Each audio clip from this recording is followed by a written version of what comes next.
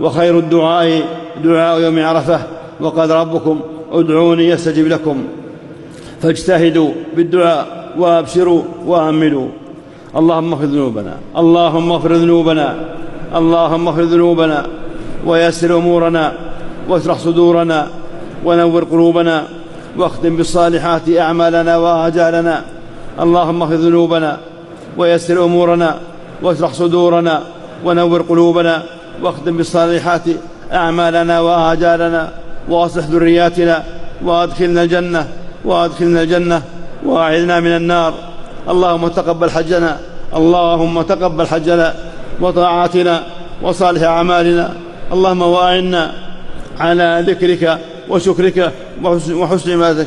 اللهم إنا نسألك العفو والعافية والمعافاة الدائمة في الدين والدنيا والآخرة. اللهم إنا نسألك العفو والعافية والمعافاة الدائمة في الدين والدنيا والآخرة. اللهم أصلح أحوال المسلمين، اللهم أصلح أحوال المسلمين، اللهم أصلح أحوال المسلمين. اللهم ألف بين قلوبهم، وتولى جميع شأنهم، وازرع المحبة فيما بينهم. اللهم كن لإخواننا في فلسطين، اللهم كن لإخواننا في فلسطين. اللهم تولى شأنهم، اللهم تولى شأنهم. اللهم أطعم جائعهم، واكس عاريهم، وآوي طريدهم، واجبر كسيرهم، وآمن خائفهم، واكفهم شر أعدائهم. اللهم انصرهم على عدوك وعدوهم، اللهم انصرهم على عدوك وعدوهم بقوتك وعزتك يا قوي يا عزيز. اللهم وفق ولاة أمور المسلمين، اللهم وفق ولاة أمور المسلمين لكل خير، واجعلهم من أسباب الهدى والتقى.